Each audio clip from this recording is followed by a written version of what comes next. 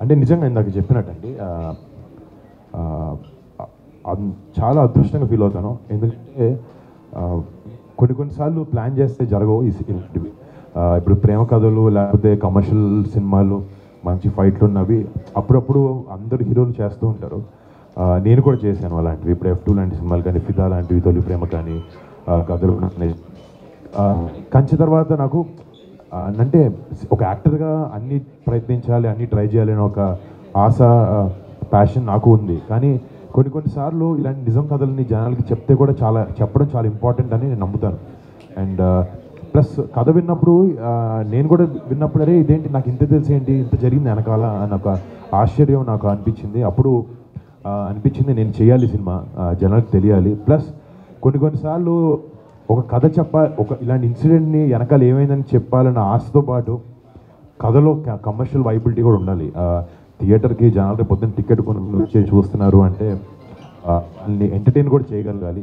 అంటే ఎంటర్టైన్మెంట్ ప్రతి సినిమాలో ఫామ్ డిఫరెంట్గా ఉంటుంది. దీంట్లో దేశభక్తి అనేది లేకపోతే ఏరియల్ సీక్వెన్సెస్ అనేవి చాలా ఆసక్తికరంగా ఉంటాయి.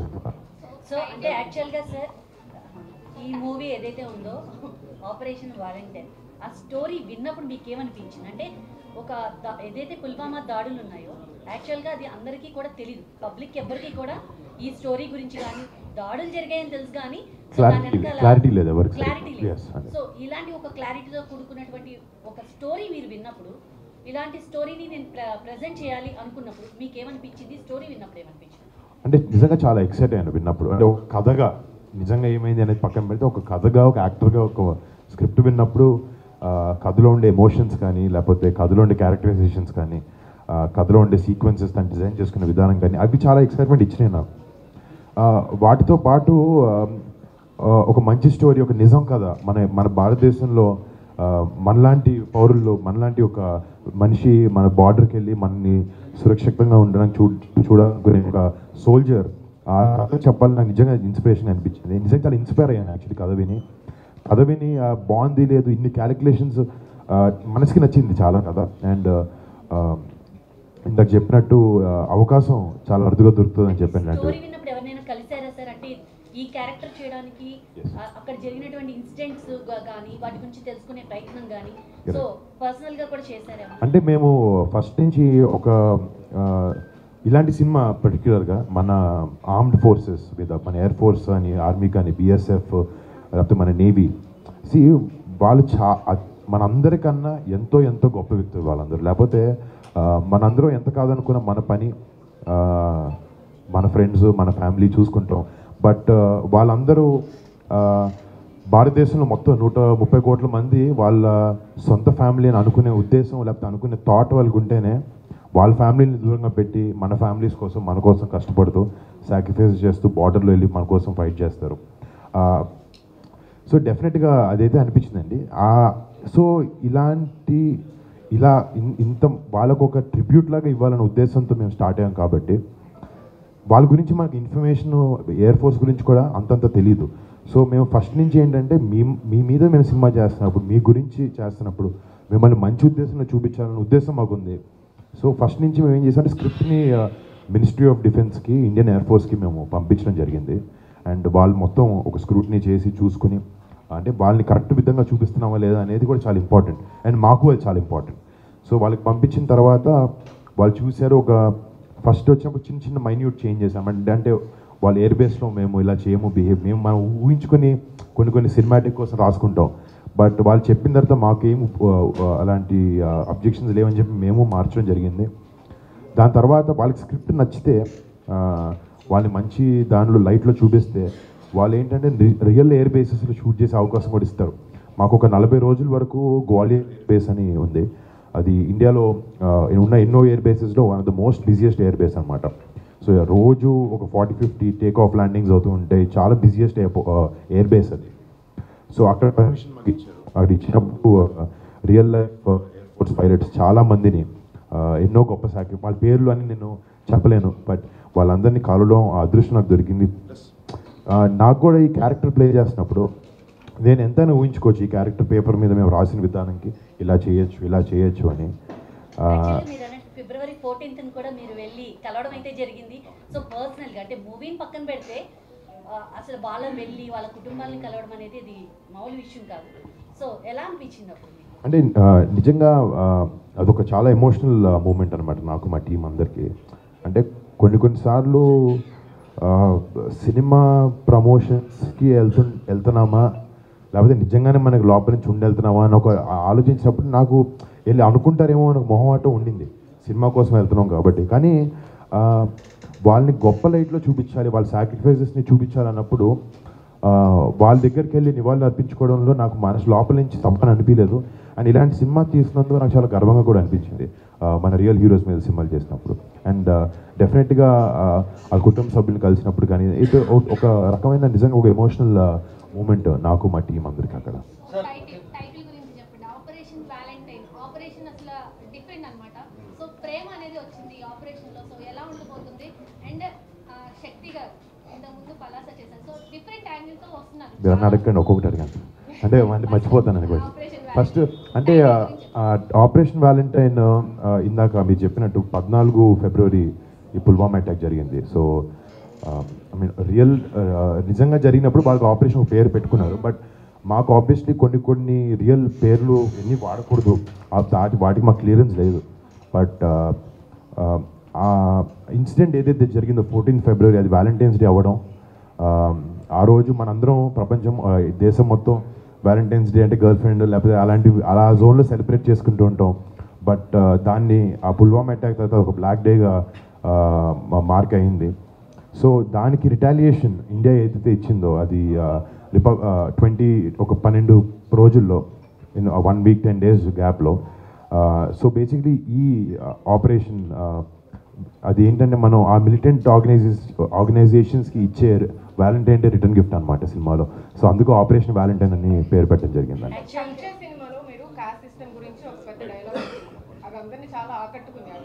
అలాంటి డైలాగ్స్ అని జనాల్ని ఆకట్టుకునే విధంగా డైలాగ్స్ వాళ్ళకి రీచ్ అయ్యే విధంగా మెసేజ్ లాంటిది ఏమైనా ఉంటుంది మన డైలాగ్? అంటే సోల్జర్స్ చేసే హీరోయిక్స్ కానీ, వాళ్ళు చేసే పనులు కానీ, వాళ్ళ సాక్రిఫైజెస్ కానీ, వాళ్ళ ఫ్యామిలీని వదులుకొని అంటే కొన్నిసార్లు నోరు తెరిచి డైలాగ్స్ 100% చాలా మంచిగా ఉన్నాయి సినిమాలో. బట్ నేను అంటున్నాను, ఇలాంటి స్టోరీలు చేసినప్పుడు ఇలాంటి స్టోరీలో వాళ్ళు చేసే ప్రతిదీ ఇన్స్పిరేషన్గా ఉంటుంది. ప్రతి దాంతో చాలా కన్వే చేయాలనుకుంటాం, వాళ్ళు ఎలా బిహేవ్ చేస్తారు. ఇందాక చెప్పినట్టు వాళ్ళ ఫ్యామిలీస్ని పక్కన పెట్టి మన ఫ్యామిలీస్ కోసం ఫైట్ చేస్తుంటారు. వీటన్నిటి నుంచి మనం ఎంతో నేర్చుకోవచ్చు. నేను కలిసినప్పుడు వాళ్ళ స్టోరీస్ విన్నప్పుడు చాలా ఇన్స్పైర్ అయ్యాను అలాంటి విధంగా. అండ్ సినిమా చూసినప్పుడు కూడా రేపు పొద్దున అంటే మా జనరేషన్ కాదు, ఇంకా చిన్నపిల్లలు, ఇంకా యంగ్స్టర్స్ ఉన్నారు, వాళ్ళందరికీ యూనో అలాంటి కరేజియస్ టేల్స్ చూసినప్పుడు లైఫ్లో ఏదైనా అకంప్లిష్ చేయొచ్చు అని ఒక కాన్ఫిడెన్స్ వస్తుంది అని అనుకుంటున్నాం. ఐ థింక్ సినిమా ద్వారా ఆబ్వియస్లీ సోల్జర్స్ వాళ్ళ లైఫ్ స్టైల్, వాళ్ళ లైఫ్ స్టోరీస్ చూపించాలని ఉద్దేశం ఉన్నా కూడా ఇలాంటి కరేజియస్ టేల్స్ చూపించినప్పుడు యంగర్ జనరేషన్స్కి కొన్నిసార్లు ఇలాంటి సినిమాలు కూడా చాలా ఇంపార్టెంట్ అనిపిస్తుంది నాకు. సో పవన్ కళ్యాణ్ గారితో మీ కాంబినేషన్ ఆడియన్స్ ఎదురు చూస్తున్నారు. అంటే సాయి తరుణ్ తేజ్ ఆల్రెడీ చేశారు. సో మీ కాంబినేషన్ వస్తే బాగుంటుందని మీ ఫ్యాన్స్ అటు పవన్ కళ్యాణ్ ఫ్యాన్స్ ఎదురు చూస్తున్నారు. వాళ్ళకి ఎప్పుడైనా న్యూస్ చెప్పబోతున్నారా? అంటే ఏది లేదండి, బట్ నాకు కూడా చాలా ఇంట్రెస్ట్ ఉంది ఆ విషయం చేయాలని. బట్ ప్రస్తుతానికైతే ఏది ఎవరి కథ చెప్పడం జరగలేదు. బట్ తేజ్ చేసేది అది బాగా ఆడింది and we are very happy for that. Sir, cinema చూస్తే ఒక భారీ బడ్జెట్ సినిమా మీరు చెప్పేదాని ప్రకారం, మరి డైరెక్టర్ ఏమో మరి కొత్త కొంచెం డైరెక్టర్ అని చెప్పుకోవాలి, ఎలా డీల్ చేస్తారండి? అంటే నేను నమ్మేది ఏంటంటే ఏ ఇండస్ట్రీలో అయినా యంగ్ టాలెంట్, యంగ్ బ్లడ్ ఎప్పటికప్పుడు వస్తూ ఉంటే ఒక స్టీరియోటైప్ అవ్వకుండా కొత్త ఐడియాస్తో ముందుకు ఆ ఇండస్ట్రీ ముందుకు కదులుతూ ఉంటుంది. అది ఎప్పుడూ టైం చూసిన ఈరోజు మీరు చూసిన వెటరన్స్ కూడా ఒక టైంలో వాళ్ళు యంగ్ జనరేషన్ యంగ్స్టర్స్ అనమాట. కానీ ఒక డైరెక్టర్ని కలిసినప్పుడు, కొత్త డైరెక్టర్ని కలిసినప్పుడు కథ ఎంత బాగా రాశాడు ఇవన్నీ పక్కన పెడితే తనకు ఒక ప్యాషన్ ఉంటుంది, డైరెక్షన్ మీద ప్యాషన్ ఉంటుంది. చాలా వరకు ఏంటంటే నేను డైరెక్టర్ని అవ్వాలి అని ఒక ప్యాషన్ చాలా ఎక్కువ ఉంటుంది. బట్ ఈ డైరెక్టర్ని కలిసినప్పుడు, అబ్బాయి తెలుగు అబ్బాయి కూడా కాదనమాట, అబ్బాయి రాజస్థాన్ నుంచి, తన దగ్గరికి వచ్చి కథ చెప్పినప్పుడు సరే డైరెక్షన్ అవకాశం కోసం మాట్లాడుతున్నాడా లేకపోతే తనకి నిజంగా ఈ ఎయిర్ ఫోర్స్ కథ చెప్పాలనుందని ఆలోచించినప్పుడు తన కళ్ళల్లో కనబడింది, తన మాటల్లో అర్థమైంది నాకు. తను ఎయిర్ ఫోర్స్కి చిన్నప్పటి నుంచి మన డిఫెన్సెస్కి చాలా పెద్ద అభిమాని తను. అండ్ వాళ్ళ కథలు చెప్పాలి, వాళ్ళ నిజం స్టోరీస్ చెప్పాలి అనే ఉద్దేశంతో తను ఆ ప్యాషన్తో తను పనిచేసాడు, ప్యాషన్తో రాశాడు. ప్లస్ తను నాతో పనిచేయక ముందు కూడా, నా కథ చెప్పక ముందు కూడా తను ఎయిర్ ఫోర్స్తో కానీ ఆర్మీతో కానీ వాళ్ళకి షార్ట్ ఫిల్మ్స్ అన్ని షూట్ చేస్తుంటారు. ప్లస్ తను విఎఫ్ఎక్స్ సూపర్వైజర్ కూడా పనిచేశాడు. అంటే తను ఒకే క్రాఫ్ట్ కాకుండా అన్ని క్రాఫ్ట్స్లో తనకి బాగా హోల్డ్ ఉందని తను కలిసినప్పుడు జరిగింది. ప్లస్ తను ఏంటంటే రాకముందే తనకి ఎయిర్ ఫోర్స్ మీద ఉండే ప్యాషన్తో ఎండ్ రన్ అని చెప్పి ఒక 10-minute షార్ట్ ఫిల్మ్ ఒకటి తీసి, అంటే ఇలాంటి మూవీస్ ఎక్కువ బాలీవుడ్ ప్రేక్షకులు యాక్సెప్ట్ చేస్తారు. మన టాలీవుడ్ వచ్చేసరికి ప్రేమ 4 పాటలు 4 అంటే ఇలాంటి మూవీస్ యాక్సెప్ట్ చేసే అవకాశం ఉందా? అంటే మీరు చేశారు కానీ జనరల్గా మీరు కూడా చాలా సినిమాలు చూసే ఉంటారు. మీకు నేను అనేది ఏంటంటే సినిమాని కరెక్ట్ విధంగా చూపిస్తే, కరెక్ట్ ఎమోషన్స్ పెడితే 100% ఏ ఆడియన్స్కైనా అది మనసుకు దగ్గర అవుతుంది సినిమా. బట్ అంటే ఏ సినిమా అయినా అండి, ఏ నేపథ్యం అయినా తీసుకొని, ఏ బ్యాక్డ్రాప్ అయినా తీసుకొని, ఎమోషన్ స్ట్రాంగ్గా ఉంటే అది ఏ లాంగ్వేజ్ అయినా, మీకు రేపు పొద్దున ఒక హిందీ సినిమా చూపించినప్పుడు మీకు హిందీలో అన్ని పదాలు అర్థమైనా అర్థం కాకపోయినా, ఒక మలయాళం సినిమా చూసినప్పుడైనా ఎమోషన్ కంటెంట్ బాగుంటే మీకు డెఫినెట్గా మిమ్మల్ని ఆకట్టుకుంటుంది. ఈ సినిమా ఇంతకుముందు ఎందుకు ఎవరు ట్రై చేయలేదో నాకు తెలీదు. బట్ ఒక యాక్టర్గా నాకు మంచి కంటెంట్తో రావాలి, వస్తే జనాలు ఆదరిస్తారనే ఒక ధైర్యం, కాన్ఫిడెన్స్ నాకు ఎప్పుడు ఉంది. ఎందుకంటే ఇప్పుడు 2015లో కంచే లాంటి సినిమా నిజంగా ఒక ఎక్స్పెరిమెంటల్ ఫిల్మ్. ఆ టైంలో అలాంటి స్క్రీన్ ప్లే కానీ, అలాంటి క్యారెక్టరైజేషన్స్ కానీ, వెళ్ళి వార్ సినిమా కానీ అలాంటి. బట్ ఇప్పుడు చూస్తే మీరు జనాలు సినిమా చూసే విధానం కానీ అన్నీ చాలా వరకు మారుతూ ఉన్నాయి. అండ్ ఇంట్రెస్ట్ డిఫరెన్స్ వస్తూ ఉన్నాయి. ఇప్పుడు ఏంటంటే వైడ్ యాక్సెప్టెన్స్ వచ్చింది జనాలకి.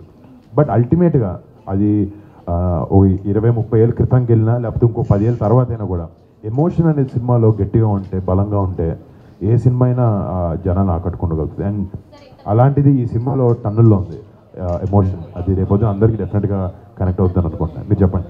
ఓటీటీ కోసం ఏమైనా వెబ్ సిరీస్ ప్లాన్ చేస్తున్నారు? అంటే ఇంకా అందరూ వచ్చేసారు ఆల్రెడీ ఓటీటీలో. అవునండి. అంటే ప్లానింగ్ అదే ఇందాక చెప్తాను కదండి, ఇండస్ట్రీలో లేకపోతే ప్లాన్ బట్టి ఏది జరగదు. సిచ్యువేషన్ బట్టి ఏదన్నా నిజంగా రావాల్సిన టైంకి మంచి కథ వస్తే అది ఓటీటీ అయినా, ఏ స్పేస్ అయినా. ఇప్పటివరకు ఎవరు అప్రోచ్ అవ్వలేదా? అవ్వలేదు. డిస్కషన్ జరిగినాయి కానీ అంత నచ్చినవి రాలేదు. సో చేస్తే కూడా మంచి ఇంపాక్ట్ఫుల్. నేను మల్టీ స్టార్ మీరు అడిగితే నేను చేశాను కదండి, గట్టిగా 2 చేశాను కదా. నేను 12 సినిమాలు చేసి అంత 2 చేశాను. బట్ అదే ఎగ్జాక్ట్లీ ఇప్పుడు మల్టీ స్టారర్స్కైనా, ఓటీటీస్కైనా మీరు ఇందాక ఎవరైనా పర్టికులర్ యాక్టర్తో సినిమా, అది బాబాయ్ గారితో అన్నారు, లావణ్య గారితో. దీని వెనకాల కథే ముఖ్యం. అదే కథే ఇప్పుడు ఒక స్క్రిప్ట్ వెనకాల మీ పేరు రాస్తుంటుంది అంటారు. రేపు పొద్దున అలా రాసుకుని మన దగ్గర రావాలి, త్వరగా స్క్రిప్ట్ రావాలని కోరుకుంటున్నాను.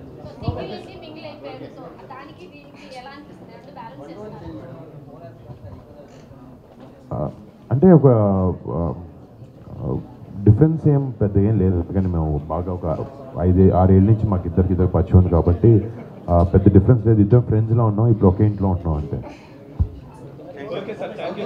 థ్యాంక్ యూ అందరికీ.